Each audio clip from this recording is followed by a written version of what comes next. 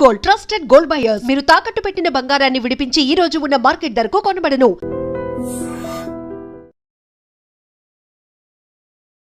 Ladies and gentlemen, welcome to iDream media. నేను Priyadarshan.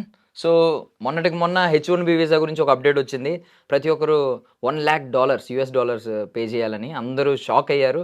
But ఇప్పుడు ఇంకొక రీసెంట్ అప్డేట్ ఏంటంటే, ఎవరైతే ఇన్సైడ్ అమెరికాలో F1 మీద కానీ L1 వీసాస్ మీద కానీ ఉన్నారో వాళ్ళు ఒకవేళ అప్గ్రేడ్ అవ్వాలనుకుంటే H1Bకి వాళ్ళు పే చేయక్కర్లేదు అని చెప్పి, ఐ మీన్ థ్రిల్లింగ్గా కొంతమంది అనుకుంటున్నారు. బట్ దీని వెనక ఇది ఎంతవరకు కరెక్ట్ ఉంటుంది, ఎవరెవరు బెనిఫిట్ పొందుతారు, ఎవరెవరికి ఇది నష్టం చేకూరుస్తుంది అనేది కొంచెం డీప్గా డిస్కస్ చేసుకుందాం. మనతో పాటు immigration lawyer and international counsellor Santosh Saladi garu ఉన్నారు, మాట్లాడదాం. హాయ్ సంతోష్ గారు. హలో, బాగున్నారండి? All good. మీరు ఎలా ఉన్నారు? చాలా బాగున్నానండి. Post Deepavali, good news for Indians. మనకు కూడా మీరు కూడా కూల్ న్యూస్ అనే అంటారు. Cool news, 100% cool. ఎందుకంటే మన మెయిన్ ఫస్ట్ నుంచి కూడా మనం లాస్ట్ టైం కూడా వి హ్యాడ్ అన్ అనాలిసిస్. మన మెయిన్ కన్సర్న్ వచ్చి స్టూడెంట్స్ గురించి. Professional is already professional, he's working here or somewhere else, he's already into job payroll. Better opportunity ఉంటే యూఎస్ వెళ్తాడు. If not, there is many options, will discuss later on. But fund ఏంటంటే students ఏంటంటే already బోల్డ్ డబ్బులు ఖర్చు పెట్టి వెళ్ళున్నారు. Main వాళ్ళు వెళ్ళిన మోటో ఏంటంటే F1 మీద వెళ్తున్నాం మాస్టర్స్కి, H1 వచ్చినా రాపోయినా మనకి ఓపీటీ ఉంటుంది. ఓపీటీ టైంలో రిలాక్సేషన్గా ట్రై చేసుకుని H1 అప్రూవ్ అవుతుంది 3 years ఏదో టైంలో. అప్రూవ్ అయ్యాక 100% అఫోర్డబుల్గా మనం ఇక్కడ సెటిల్ అవుతానే ప్లాన్లో. వాళ్ళకి చాలా పెద్ద దెబ్బ ఇది. ఎందుకంటే జస్ట్ ఫ్రెషర్ మాస్టర్స్ అయిపోయి ఒక 2-3 years ఆల్రెడీ ఇండియాలో ఉండి వెళ్ళటం ఏదో ఉంటుంది వాళ్ళకి ఎక్స్పీరియన్స్.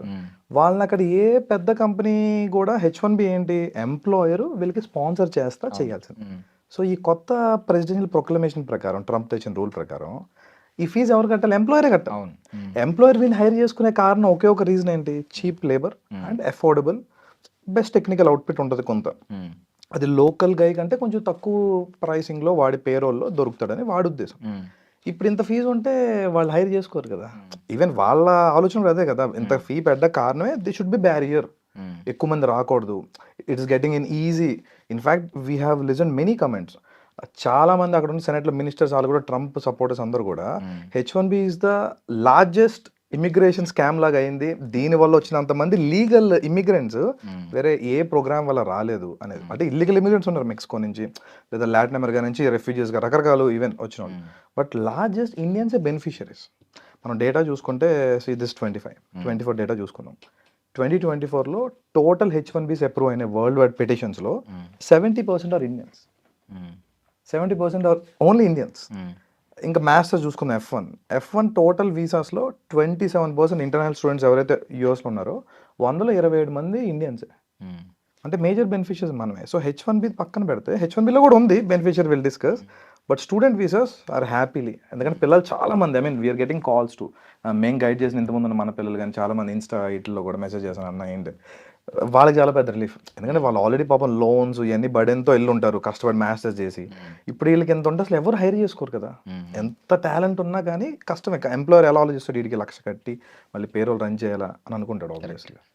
సో అందుకని స్టూడెంట్స్ ఇప్పుడు ఉన్న మెయిన్ నిన్న వచ్చిన USCIS, United States citizenship and immigration services, వీళ్ళే గైడ్ లైన్స్ అని ఇవ్వాల్సింది. యూఎస్సిఐస్ క్లారిటీ నిన్న ఇచ్చింది. మొన్నటిదాకా ఎవరికాల ఎగ్జామ్షన్స్, నేను చెప్పినా ఇంకోళ్ళు చెప్పినా XYZ ఎవరు చెప్పినా ఇలా ఇంటర్ప్రిట్ చేసుకొని చెప్పింది. వీళ్ళే final authority, the statutory body. వీళ్ళు నేను క్లారిఫై చేసేప్పటికి ఇట్స్ వెరీ కూల్. స్టూడెంట్స్కి ఏదైతే నార్మల్లీ మనకి H1B కోటా ఉంది కదా, టోటల్ 65,000 వరల్డ్ వైడ్. దీనికి అడిషనల్గా 20,000 ఆల్రెడీ F1లో ఎవరైతే స్టూడెంట్స్ అమెరికాలో ఉన్నారో వాళ్ళకి ఇస్తున్నారు.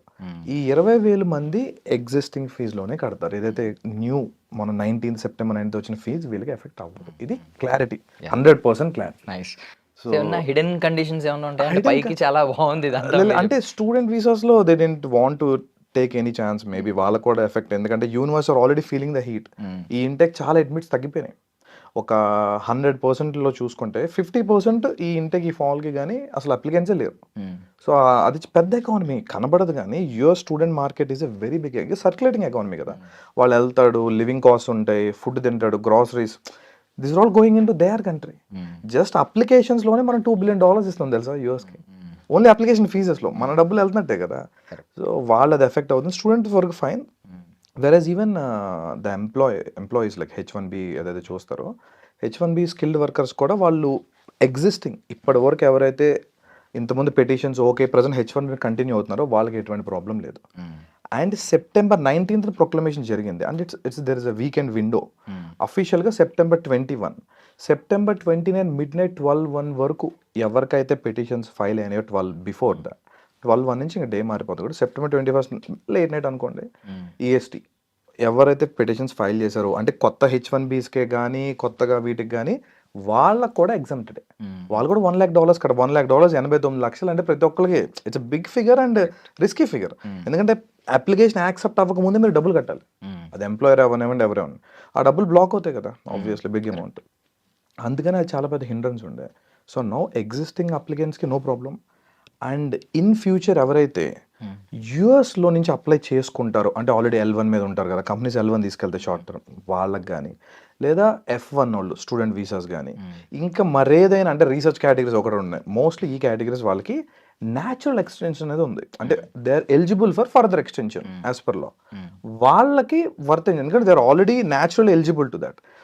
కొత్తగా ఎవరైతే outside of America US నుంచి బయట అంటే ఇండియా నుంచి కానీ ఎవరైతే కొత్తగా ఇప్పుడు అప్లై చేసుకుంటారో వాళ్ళకి $1 lakh ఫీజు అప్లై అవుతుంది.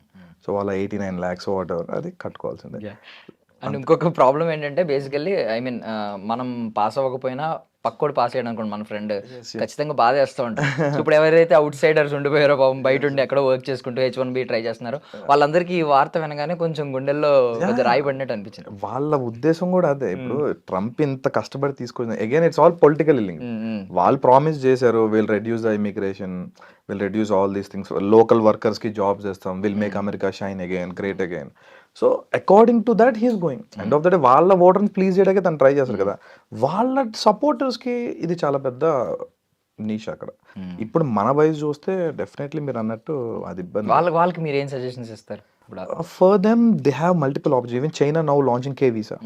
K visa is getting trend because అందరూ చైనాని ఒక backyard manufacturing hub or some scrap yard లాగా ఇమాజిన్ చేశారు ఒక టైంలో. అంటే మ్యానుఫ్యాక్చర్ చేస్తారు బల్ ఇట్స్ నో వేర్. అసలు ఇప్పుడు కరెంట్ చైనీస్ ఉన్న లైఫ్ స్టైల్కి అసలు చాలా మనకి చాలా దూరం ఉంది వేరే కంట్రీస్లో పోల్చిన. It's a very good thing. So చైనాలో కూడా మీకు వరల్డ్లోని ఇప్పుడు మేజర్ టెక్ ఇప్పుడు ఏ తీసుకోండి ఆల్రెడీ పర్ప్లెక్సిటీ కానీ ఓపెన్ ఏ ఎంత మార్కెట్ క్యాప్చర్ చేసినా they got DeepSeek, they're getting market, they're getting any tech products. మనం use phone tabs everywhere. Even EVs are the future. ఈవీస్లో కూడా they are doing too good. వీటన్నిటిలో tech jobs ఉన్నాయి.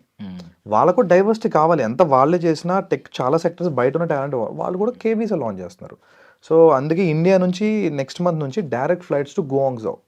ఇప్పుడు దాకా మన 2020 కోవిడ్ తర్వాత డైరెక్ట్ ఫ్లైట్స్ లేవు. చైనా మనం కానీ వాళ్ళ క్యారియర్స్ కానీ ఎవరు రన్ చేయటం. ఫ్లాగ్ క్యారియర్స్ కూడా జనరల్లీ ఫ్లాగ్ క్యారియర్స్ రన్ చేయాలి capital to capital. Even they are not running anything. But after these things even students కూడా స్కాలర్షిప్స్ ఇవ్వబోతున్నారు which leads to long term visa. So ఈ programs choose చేసుకోవచ్చు. ఇప్పుడు చాలా మంది skill upgradation చూస్తారు. So let's see France 5 years program ఇస్తుంది France. For students I'm telling clearly traditional things ఏదైతే మాకు ఆల్రెడీ కజిన్స్ చుట్టాలు లేదా ఫ్రెండ్ ఒక లాట్ ఉన్నారనే కాకుండా make your own new way.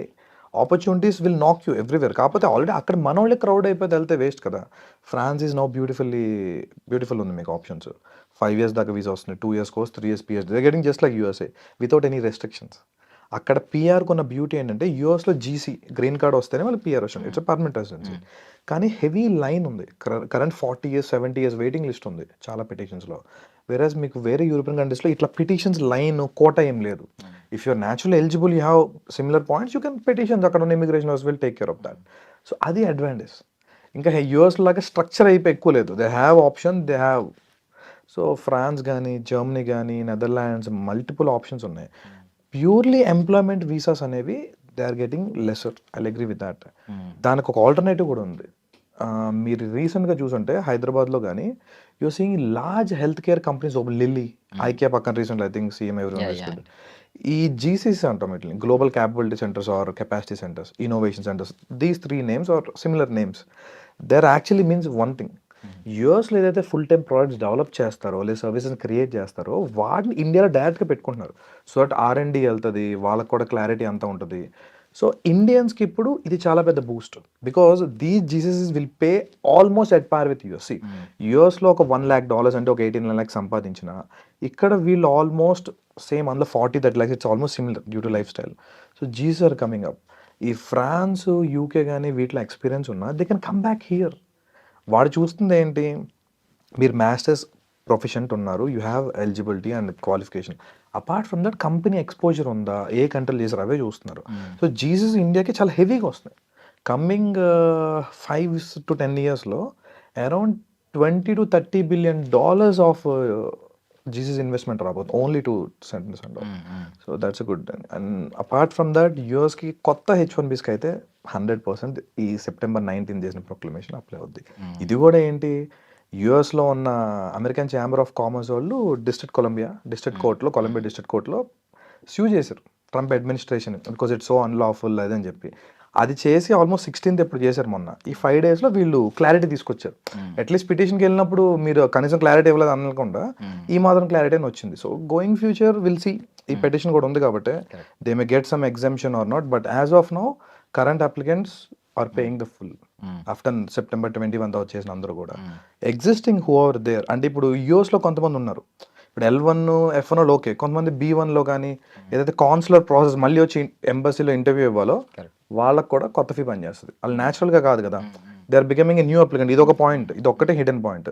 Already ఈ న్యాచురల్గా కాకుండా ఎవరికైతే కాన్సులర్ ప్రాసెస్ రిక్వైర్మెంట్ ఉందో like B1 or some other visa visit guys, వాళ్ళకి 100% కొత్త అప్లికేషన్ పడుతుంది. సో కొత్త ఫీజు అప్లై అవుతుంది. వీళ్ళు పాపం సఫర్ అవుతారు. ఓన్లీ F1 అక్కడ ఆల్రెడీ L1లో ఉన్న వాళ్ళకి మేజర్ రిలీఫ్. అంటే చాలా మంది కోర్టులో ఛాలెంజ్ చేస్తున్నారు ఇప్పుడు. ఛాన్స్ సూ చేశారు కదా ఇప్పుడు డిస్ట్రిక్ట్ కోర్ట్ కొలంబియాలో. అది చేసిన కూడా పెద్ద body American chamber of commerce. They have a legit point. ఈ H1B వల్ల బెనిఫిట్ అవుతుంది SMEs, small and medium enterprises. ఇండియాలో కూడా MSMEs ఉన్నాయి కదా. ఈ SMEs ఎక్కువ ఎఫోర్డ్ చేసి స్కిల్ పీపుల్ హైర్ చేయలేరు. It will be big burden for them. వాళ్ళు పిటిషన్లో చెప్తున్నారు దిస్ అన్లాఫుల్ బికాజ్ మాకు బెటర్ కాస్ట్లో ఎవరు వస్తే వాళ్ళని హైర్ చేసుకోవడం నా పని యాజ్ ఎ కంపెనీ. సో దీనివల్ల నేను నా rightful thing and against lot of legal points involved. So they trying it, will see future. But this is also relief. Mainly students are in lot of pressure.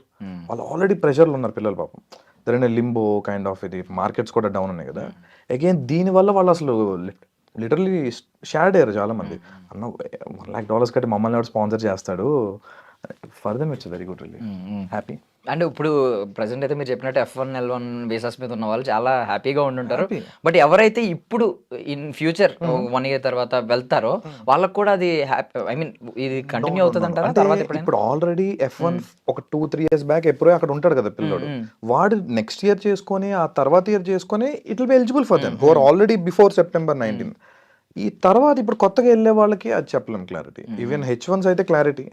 L1 కూడా ఇప్పుడు already వెళ్ళిన వాళ్ళు extension okay, already ఉండి extensions కానీ లేదా మీకు eligibility ఉంది only extension పడుతుంది, దెన్ యూఆర్ ఫైన్. అప్లికేషన్ కొత్తగా ప్రాసెస్ చేసిన దేనికైనా మాత్రం ఫుల్ ఫీ కట్టాల్సి. అంటే ఆల్రెడీ వాళ్ళు ప్రొవిజన్ ఉందనుకోండి 3 years ఉంది, extendable up to 12 months. Yes, వాళ్ళకి ఎక్స్టెండ్ చేస్తారు. ఇప్పుడు వెళ్తారు extensions amendments who are already predefined, they are also in safe net.